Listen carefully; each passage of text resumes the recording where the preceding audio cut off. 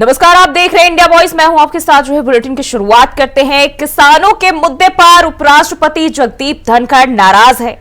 ICAR CIR COT के शताब्दी वर्ष समारोह में उपराष्ट्रपति जगदीप धनखड़ ने किसानों की समस्याओं को लेकर कृषि मंत्री से सवाल पूछे। इसके अलावा आज उन्होंने संसद में केंद्र सरकार से इस मामले पर सीधा सवाल भी पूछा है। उन्होंने कहा, मुझे समझ नहीं आ रहा कि किसान से बातचीत क्यों नहीं की जा रही है। हम किसान को पुरस्कृत करने के बजाय उसका सही हक भी नहीं दे रहे हैं। उपराष्ट्रपति जगदीप धनखड़ ने कहा, कृषि मंत्री जी, एक एक पल आपका भारी है। मेरा आपसे आग्रह है कि कृपया मुझे बताइए, क्या किसान से वादा किया गया था? जो वादा किया गया वो निभाया क्यों नहीं गया? वादा निभाने के लिए हम क्या कुछ कर रहे हैं?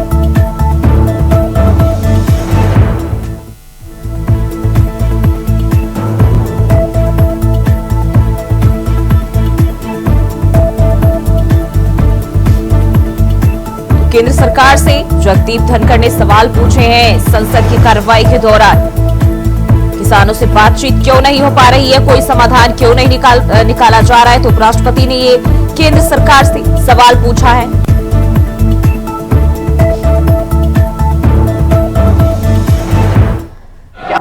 और ये आकलन बहुत सीमित है, संकीर्ण है कि किसान आंदोलन का मतलब सिर्फ उतना है जो लोग सड़क पर हैं। नहीं, किसान का बेटा आज अधिकारी है, किसान का बेटा सरकारी कर्मचारी है। अरे इस देश के अंदर लाल बहादुर शास्त्री जी ने क्यों कहा, जय जवान जय किसान? उस जय किसान के साथ हमारा रवैया वैसा ही होना चाहिए। तो लाल बहादुर शास्त्री की कल्पना थी और उसके अंदर क्या जोड़ा गया? माननीय अटल बिहारी वाजपेयी ने जय जवान जय किसान जय अनुसंधान, और वर्तमान प्रधानमंत्री जी ने दूरदर्शिता दिखाते हुए इसको पराकाष्ठा पर ले गए। जय जवान जय किसान जय अनुसंधान जय विज्ञान। मानकर चलिए अपने रास्ता भटक गए हैं, हम उस रास्ते पर गए हैं जो खतरनाक है। और मेरी दृढ़ मान्यता है इसके समाधान की कुंजी प्रधानमंत्री जी दे चुके हैं कि वार्तालाप होना चाहिए। मुझे बड़ा अच्छा लगा जब माननीय जगजीत सिंह ने सार्वजनिक रूप से पहले तो संज्ञान लिया कि मैंने क्या कहा, और फिर उन्होंने तीन ही बातें कही। किसान को एमएसपी गारंटी कानून चाहिए। खुले मन से देखो, खुले मन से सोचो, आकलन करो, देने के क्या फायदे, नहीं देने का क्या नुकसान है। आप तुरंत पाओगे इसमें नुकसान ही नुकसान है। दूसरा, एग्रीकल्चर मिनिस्टर ने लिखित में जो वादा किया, one second. Interest of the farmer is not served by sloganeering or crocodile tears. Maintain decorum. I know it. You are only politicizing it. You don't want a solution. No, you don't want. Nothing is going on before. Kisan is your last priority. Kisan is. One second. Listen to me. One second. Please. One second. Can you hear me? One second. क्या हो रहा है? Take your seat. Please go to your seat. I'll tell you right now. What is this? Please take your seat. I will be forced to name and make very strong comments. क्या हो रहा है? ये drama कर रहे हो? Drama, nothing else but drama. I don't want drama. No. और पश्चिमी उत्तर प्रदेश में किसानों का आंदोलन अब ज्यादा ही उग्र होता हुआ नजर आ रहा है। मंगलवार को नोएडा स्थित राष्ट्रीय दलित प्रेरणा स्थल पर धरने पर बैठे किसानों की गिरफ्तारी के बाद आज ग्रेटर नोएडा के यमुना एक्सप्रेसवे के 0 पॉइंट पर भारतीय किसान यूनियन ने महापंचायत बुलाई और इस महापंचायत में पश्चिमी उत्तर प्रदेश सहित आसपास के जिलों के हजारों किसान अपने ट्रैक्टरों के साथ पहुंच रहे हैं और यह फैसला चौधरी नरेश टिकैत की अध्यक्षता में हुई महापंचायत में लिया गया। किसान नेता राकेश टिकैत का कहना है कि महापंचायत के बाद आगे के आंदोलन की रणनीति घोषित करेंगे।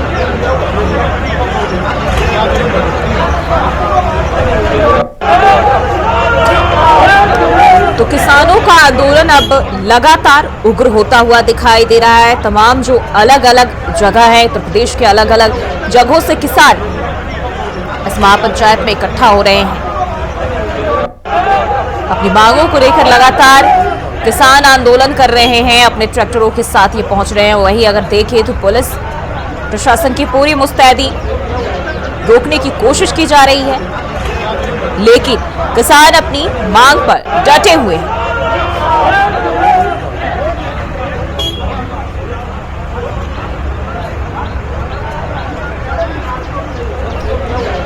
तो हजारों किसान अपने ट्रैक्टरों के साथ पहुंचे। किसानों की महापंचायत आज होनी है और ऐसे में हजारों की तादाद में किसान पहुंचे और ये आंदोलन दिन ब दिन उग्र होता हुआ दिखाई दे रहा है। एक तरफ किसान अपनी मांग पर अड़े हुए हैं, तो वहीं पुलिस प्रशासन उन्हें रोकने की पूरी कोशिश में जुटी हुई है।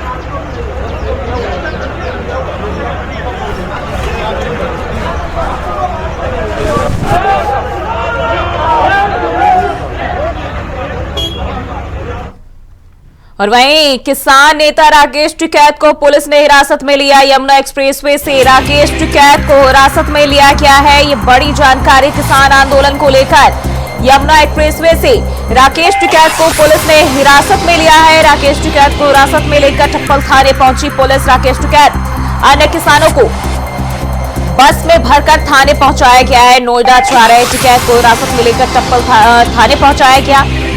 वहीं अब राकेश टिकैत ने भी कहा है कि अगर किसानों का समाधान नहीं होता है तो हम लगातार इस यात्रा को और भी उग्र करेंगे, आंदोलन और भी उग्र होगी। तो यह जानकारी आपको बता दें, किसान नेता राकेश टिकैत पुलिस हिरासत में यमुना एक्सप्रेसवे से हिरासत में राकेश टिकैत को लिया गया है। आपको बताते चले उन्होंने साफ तौर पर हिदायत भी दी है कि अगर समाधान नहीं होता है तो लखनऊ तक ट्रैक्टर यात्रा शुरू करेंगे। आज शाम तक प्रशासन का इंतजार करेंगे और अब की बार लड़ाई आर पार की है। तो नोएडा जा रहे राकेश टिकैत को हिरासत में लेकर टप्पल थाने पहुंचाया गया है। आपको बता दें, आंदोलन किसान आंदोलन को लेकर महापंचायत और इसी खबर पर ज्यादा जानकारी के साथ नितिन चौधरी हमारे सहयोगी हमारे साथ जुड़ चुके हैं। नितिन, जिस तरीके से हम देखें किसानों का जो आंदोलन है लगातार दिन ब दिन बढ़ता ही जा रहा है और अब इसमें ये अपडेट सामने आ रही, किसान नेता राकेश टिकैत को पुलिस ने हिरासत में लिया है।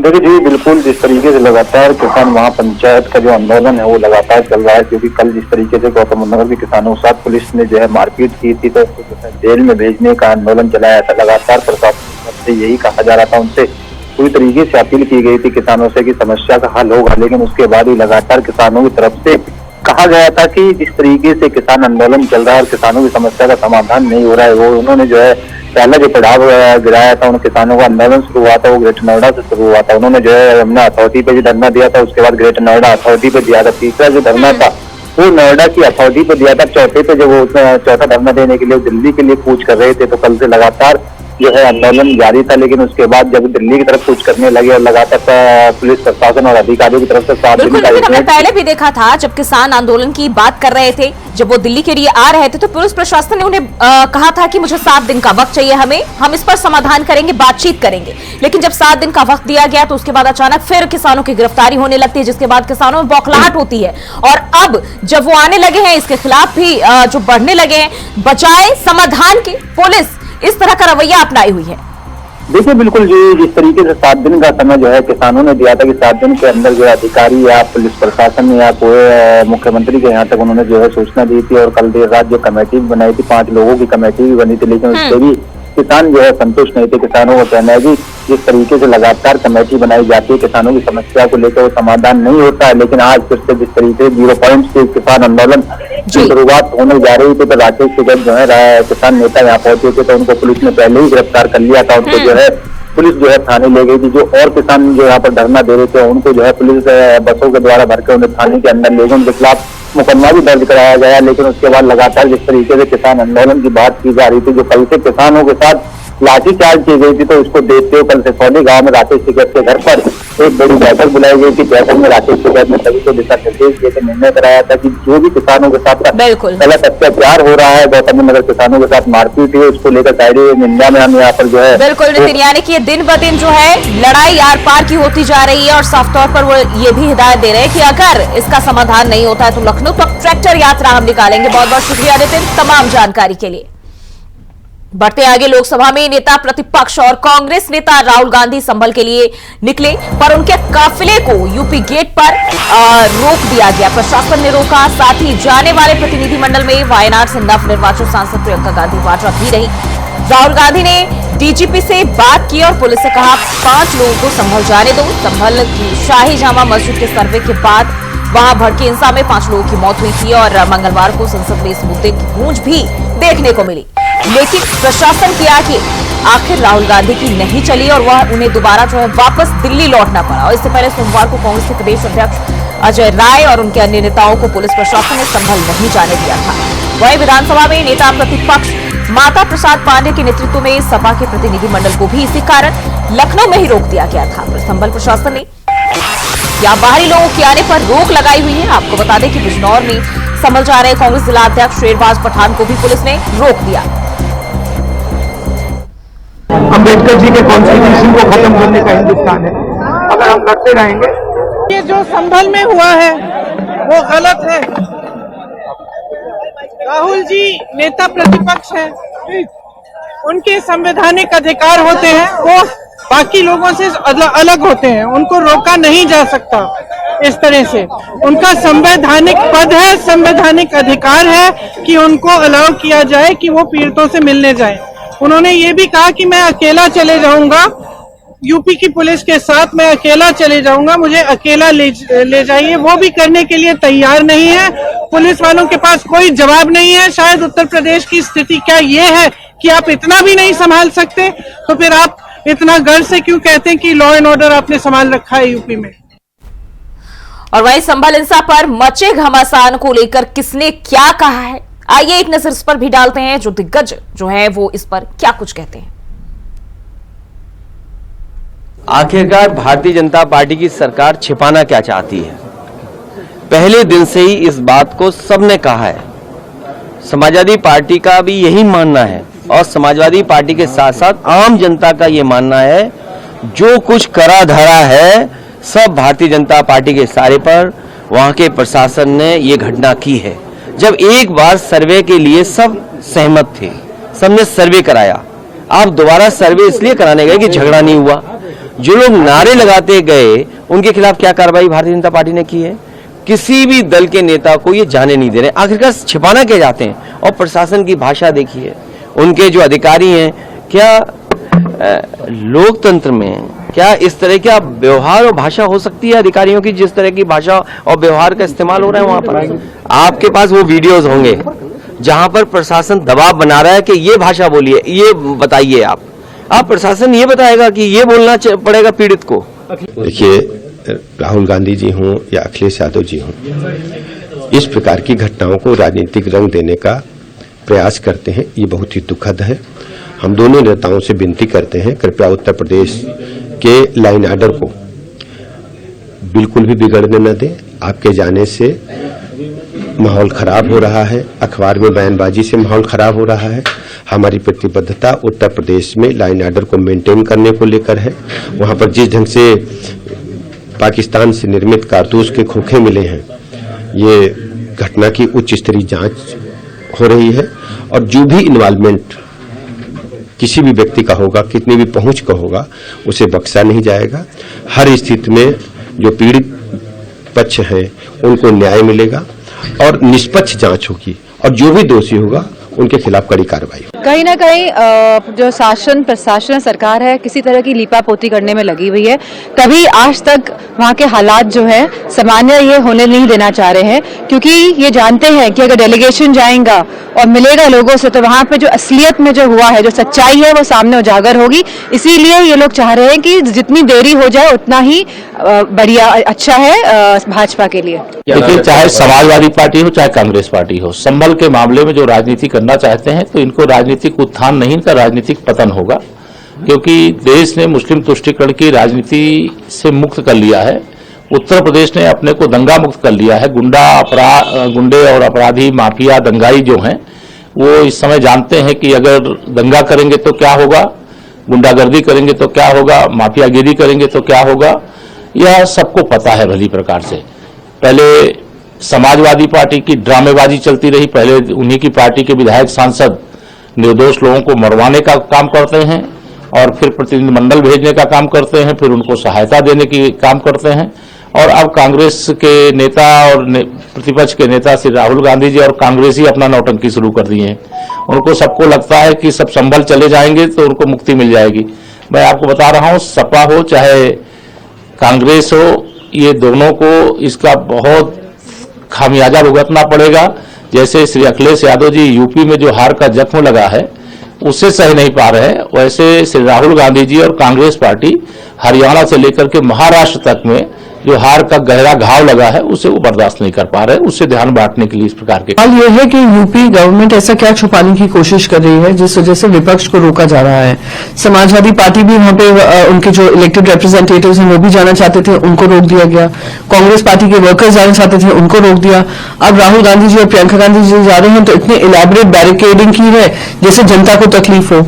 अगर जनता पे वहां पर संभल में इस तरीके की हत्याएं हुई हैं, मौत हुई है, लॉ एंड ऑर्डर व्यवस्था बिगड़ी है, एक जिस तरीके से एक माहौल बनाया गया है ध्रुवीकरण का, अगर सत्ता पक्ष की जिम्मेदारी कानून व्यवस्था संभालने की होती है, विपक्ष की जिम्मेदारी जनता की आवाज रखने की होती है। उनको उनसे रोकना, मिलने से रोकना, मैं मानती हूं ये एंटी डेमोक्रेटिक है और उनका हक बनता है कि जाकर जनता के बीच में जाएं, उनके बीच में उनकी कहानी सुने और जनता का जो मानते हैं कि जनता की आवाज बनकर जो विपक्ष को खड़ा रहना चाहिए वो उनकी जिम्मेदारी का मानती हूं पालन कर रहे हैं।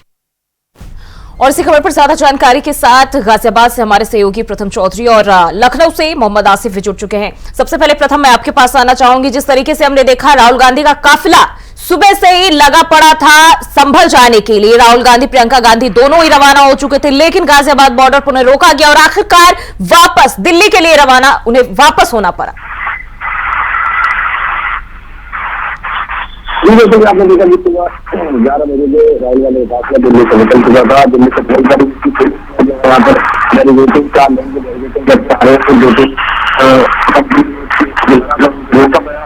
उनके समझाने का प्रयास किया कि आप बिल्कुल प्रथम, अभी आपकी आवाज नहीं मिल पा रही है, एक बार फिर से मैं आपके पास वापस लौटूंगी और सबसे एक बार फिर से हम रुक कर लेते हैं आसिफ की ओर। आसिफ, जिस तरीके से हम देखें लगातार इस पर जो सियासत है वो गरमाई हुई है। जहां एक तरफ विपक्ष की बात करें, वो कह रहे हैं कि सरकार अपने उपचुनाव में जो कुछ भी हुआ है वो चीजें छुपाने के लिए इस तरह के जो घटनाएं वो करवा रही। वहीं दूसरी तरफ अगर हम डिप्टी सीएम की बात करें, उन लोगों ने यह साफ तौर पर कहा है कि अखिलेश यादव अपनी हार से बौखलाए हुए और इस तरह के जो बयानबाजी है विपक्ष की ओर से दिया जा रहा है। देखिए, जो जिस तरह से संभल में हिंसा हुआ, बवाल हुआ, उसमें कई लोगों की मौत हुई, पुलिसकर्मी चोटाइल हुए, मामले की न्यायिक जांच भी शुरू कर दी गई है और यह मामला हाई कोर्ट में भी पहुंच चुका है। बावजूद इसके जिस तरह से सियासी हलचल है, थामे का नाम नहीं ले रही है। पहले समाजवादी पार्टी के प्रतिनिधि मंडल ने संभल पहुंचने की कोशिश की, फिर आजाद समाज पार्टी के अध्यक्ष चंद्रशेखर रावण भी पूछ किए थे। आज जिस तरह से राहुल गांधी और प्रियंका गांधी ने संभल जाने का ऐलान किया था, इसको लेकर चुनावी पारा हाई हो चुका है।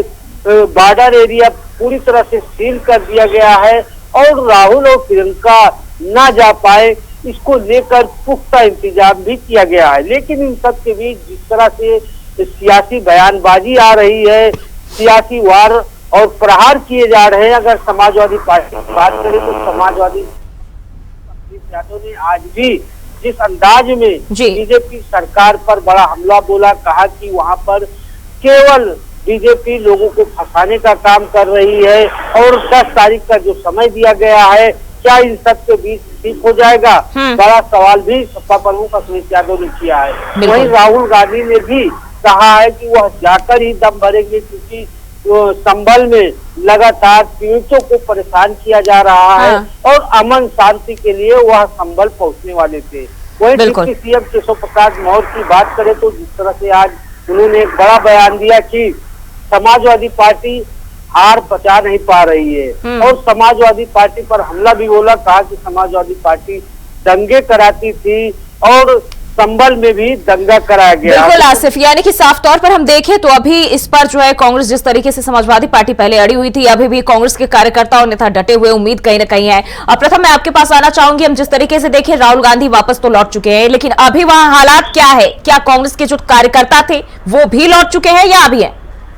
जी, अभी आपको बता दें कुछ कार्यकर्ता अभी मौके पर ही है और बैरिकेडिंग जो है पुलिस ने लगा रखी है। बीच वाली जो NH9 जो हाईवे है वो बिल्कुल ही बंद किया हुआ है अभी तक भी, और जो लोग हैं वो अभी परेशान हो रखे हैं क्योंकि राहुल गांधी तो निकल चुके हैं पर कार्यकर्ता जाने का नाम नहीं ले रहे हैं। बिल्कुल, मतलब साफ तौर पर हम देखें तो अभी भी इस पर लगातार जो हालात है कुछ ऐसे ही बने हुए हैं और अभी भी कुछ कहा नहीं जा सकता है। जिस तरीके से ये सभी कांग्रेस के कार्यकर्ता और नेता डटे हुए, अड़े हुए, साफ तौर पर वो कह रहे हैं कि हम जाकर ही रहेंगे। बहुत बहुत शुक्रिया आप दोनों का तमाम जानकारी के लिए। बढ़ते आगे, देवेंद्र फडणवीस सर्वसम्मति से महाराष्ट्र भारतीय जनता पार्टी विधायक दल के नेता चुने गए हैं। मुंबई में महाराष्ट्र बीजेपी विधायक दल की बैठक में राज्य के लिए पार्टी के केंद्रीय पर्यवेक्षक, केंद्रीय मंत्री निर्मला सीतारमण और विजय रूपाणी मौजूद रहे। आखिरकार महाराष्ट्र विधानसभा चुनाव के 11 दिन बाद बीजेपी विधायक दल ने देवेंद्र फडणवीस को नेता चुन लिया है। भाजपा से नवनिर्वाचित बीजेपी विधायक राम ने कहा कि 2014 से 2019 तक देवेंद्र फडणवीस ने प्रभावी ढंग से सरकार का संचालन किया। अधिकांश विधायकों की राय देवेंद्र फडणवीस को महाराष्ट्र का सीएम बनाने की थी।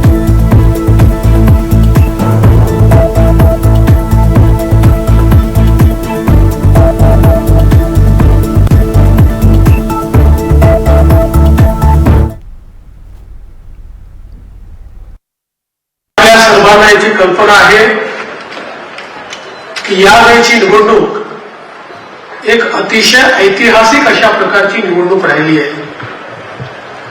आणि या निवडणुकीचं विश्लेषण करायचं झालं तर मी असं म्हणेन की या निवडणुकीने एक गोष्ट आपल्यासमोर निश्चितपणे ठेवली आहे, ती म्हणजे एक है तो सेफ है आणि मोदी है तो मुमकिन है। मोदीजींच्या नेतृत्वामध्ये देशामध्ये विजयाची मालिका ही लोकसभेनंतर पुन्हा एकदा हरियाणापासून सुरू झाली आणि महाराष्ट्राने जे मॅन्डेट या ठिकाणी आपल्याला दिलेलं आहे, खरं म्हणजे महाराष्ट्राच्या जनतेला मैं साष्टांग दंडवत घालतो। और फिलहाल के लिए बुलेटिन में बस इतना ही। खबरों के लिए बने रहे इंडिया वॉइस के साथ।